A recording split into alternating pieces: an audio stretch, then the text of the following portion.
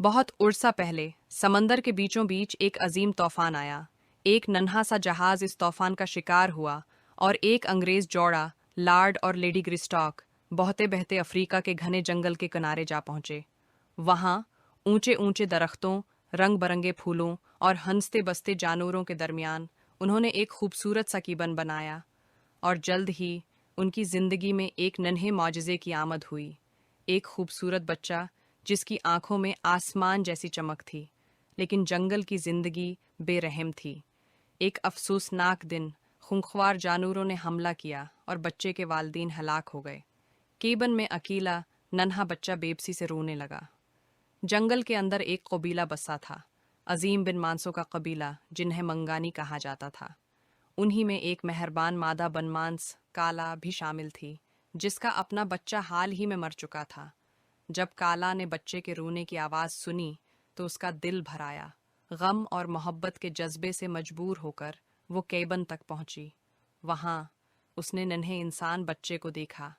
काला ने नरमी से बच्चे को अपनी मजबूत बाहों में लिया। चाहे वो मुख्तलिफ दिखता था, नहायत छोटा, बेबाल और कमज़ोर, लेकिन काला ने दिल से उसे अपना लिया। काला ने उसे अपना बेटा बना लिया और उसका नाम रखा टार्जन, जो उनकी ज़बान में सफ़ीद जल्द के मानी रखता था। यूं टार्जन ने जंगल को अपना घर बना लिया। दिन भर वो दरख्तों पर झूलता, परिंदों के सिंग नगमे गाता और चमकती नदियों के साथ दौड़ लगाता। हाथी उसके दोस्त बन गए, चीते उसके हरीफ, और हर पति हर फूल इसकी कहानी का हिस्सा बन गए। चाहे वो बन मानसों जैसा न था, मगर उसने जंगल के कानून सीखे।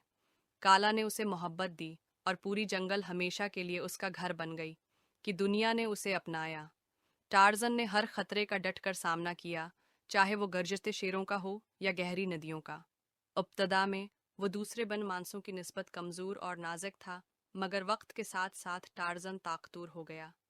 उसके हाथों में दरख्तों पर चढ़ने से सख्ती आ गई और दौड़ने और झूलने से उसके पट्टे मजबूत हो गए।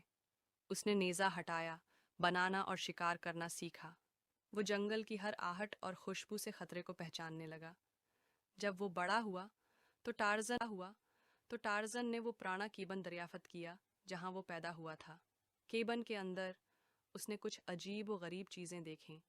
किताबें जिनमें तस्वीरें और निशान थे। गो कि वो इंसानी ज़बान बोलना नहीं जानता था, मगर इसकी तेज़ अक्ल ने इन निशानात के मतलब जानना शुरू कर दिए। रिफ्ता रिफ्ता टार्जन ने अपने खोए हुए वालदीन की ज़बान अंग्रेज़ी आलीन पढ़नी सीख ली, मगर दिल के किसी कोने में टार्जन हमेशा खुद को मुख्तलिफ महसूस करता रहा। वो अपने बन मानस ख़ानदान, ख़ास तौर पर काला, से बेहद मोहब्बत करता था, लेकिन उसे हमेशा ये एहसास रहा कि उसकी असल कहानी कुछ और है। वो नन्हा बच्चा जो कभी बेबस और तन्हा था, अब जंगल का मुहाफिज और बहादुर बन चुका था। टार्जन, दो दुनियाओं का बेटा, जंगल और इंसानों की दुनिया का ऐसा अफसाना बन गया जिसे ज़माने हमेशा याद रखेंगे।